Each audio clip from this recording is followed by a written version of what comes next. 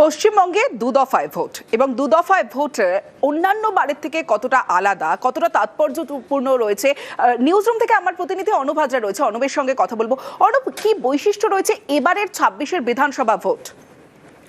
দেখো, প্রথম যে বৈশিষ্ট্যের কথা বলবো সেটা এই মুহূর্তে প্রত্যেকটা মানুষ, প্রত্যেক গ্রামের মানুষ, প্রত্যেক শহরের মানুষ আমাদের রাজ্যে তারা জেনে গিয়েছেন। কারণ এখনো চূড়ান্ত ভোটার কারা হবেন আমাদের রাজ্যের এই বিধানসভা নির্বাচনে তা এখনো নির্দিষ্ট হয়নি সুপ্রিম কোর্টের আদেশ অনুযায়ী। তার প্রক্রিয়া চলছে, জুডিশিয়াল অফিসাররা কাজ করছেন এবং সেটাই সবথেকে বড় নজিরবিহীন ঘটনা অন্তত এ রাজ্যের জন্য এসআইআর উদ্ভূত পরিস্থিতিতে। এবং আজকে নির্বাচন কমিশন যে ভোটের নির্ঘণ্ট ঘোষণা করলো বা দামামা বাজিয়ে দিল ভোটের, সেক্ষেত্রে নির্বাচন কমিশনের তাদের যে ওয়েবসাইট এবং সেখানে যে ভোটের সূচি, সেখানে আমাদের রাজ্যের ভোটারের যে সংখ্যা সেখানে দেখানো হয়েছে 6,45,00,000। অর্থাৎ কিছুদিন আগে এসআইআর শুরুর আগে পর্যন্ত যে ভোটারের সংখ্যা আমাদের রাজ্যের ছিল 7,66,00,000, তা প্রায় 1,20,00,000 আজকের ওয়েবসাইটে তাদের নেই। অর্থাৎ এই অ্যাডজুডিকেশন 63,00,000কে তারা আজকের এই ভোট ঘোষণার মুহূর্তে তাদের তালিকায় রাখেনি। যেমন যেমন ভোটার আসবে তাই সেই সমস্ত ভোটারদের তারা ভোট দিতে দেবে, এটা একটা নজিরবিহীন পরিস্থিতি। তারপর সবথেকে যেটা বড় বিষয় সেটা হচ্ছে সাম্প্রতিক সময়ে যে ভোট হয়েছে আমাদের রাজ্যে, তাতে আমরা বিভিন্ন দফায় 2011, 16, 21 তিনটে বিধানসভা নির্বাচন বা এর মধ্যবর্তী সময় যতগুলি লোকসভা নির্বাচন হয়েছে সেখানে কিন্তু আমরা দেখেছি একাধিক দফায় ভোট হয়েছে। কখনো 8 দফায়, কখনো 7 দফায়, কখনো 6 দফায় এমন ভোটের সাক্ষী থেকেছে রাজ্যবাসী। কিন্তু এবার দেখা যাচ্ছে এই সারা রাজ্যে 294টা বিধানসভা আসনের ভোট হচ্ছে মাত্র 2 দফায়। এবং এই 2 দফায় ভোটের মধ্যেও কিন্তু একটা অদ্ভুত একটা ইউনিক কেস দেখা গেল।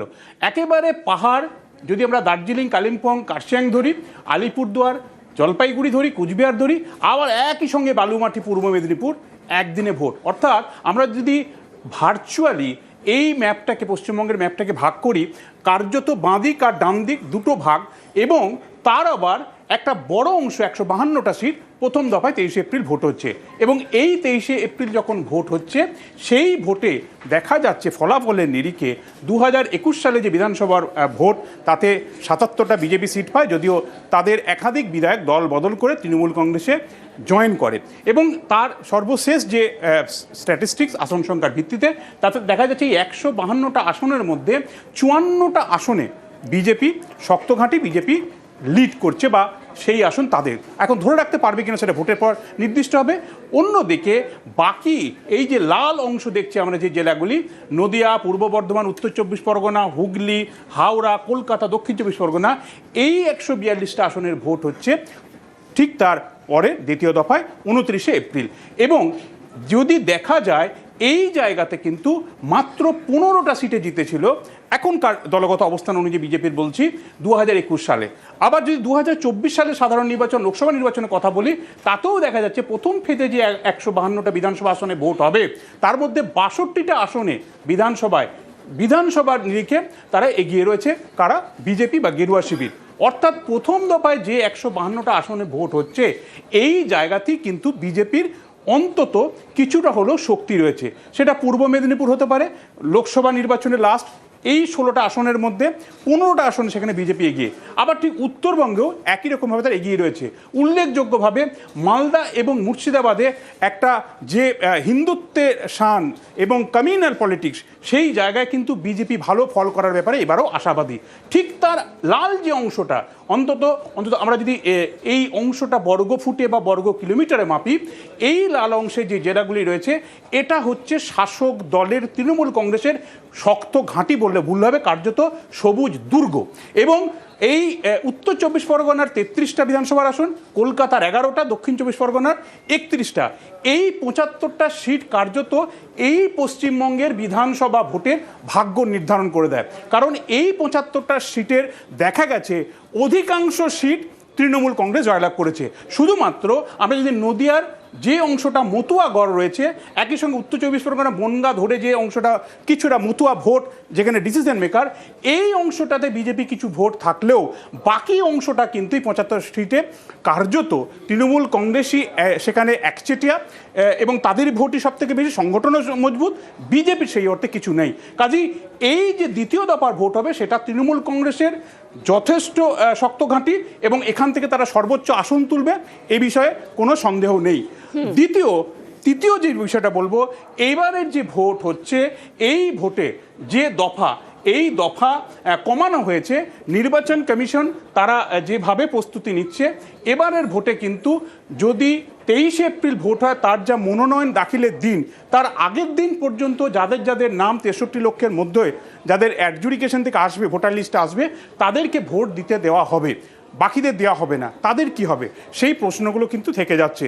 যদিও সুপ্রিম কোর্টে এসআইআর মামলা হয়েছে জানি, মুখ্যমন্ত্রী মমতা বন্দ্যোপাধ্যায় নিজে সওয়াল করেছেন, মামলায় নিজের ফেভারে জয় নিয়ে এসছেন, একটা নজিরবিহীন রায় এসছে, ঐতিহাসিক রায় এসছে।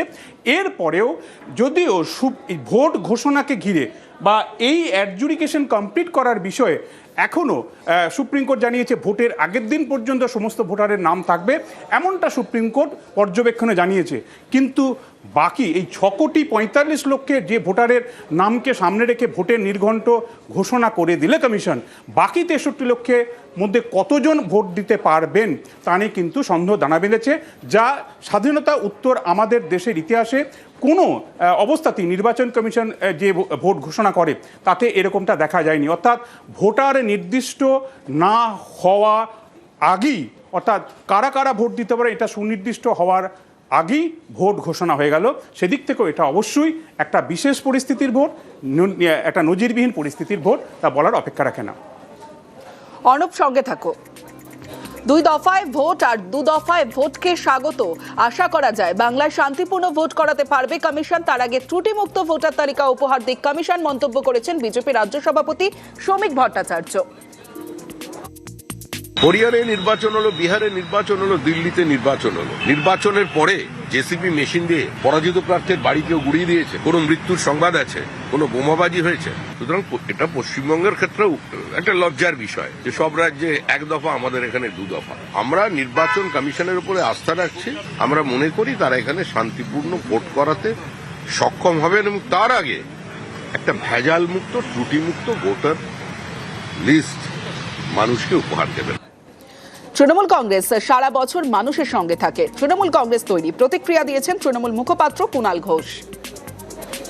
তৃণমূল কংগ্রেস সারা বছর উন্নয়ন এবং বাংলার মানুষের অধিকার রক্ষার যা কাজ করেন, আমরা একদিনেও তৈরি, ওদের যা ইচ্ছা আমরা তাতেই তৈরি। কারণ আমরা মানুষের সঙ্গে 12 মাস থাকি, শীত গ্রীষ্ম বর্ষা, বাংলায় মমতা বন্দ্যোপাধ্যায় সরকার ভরসা।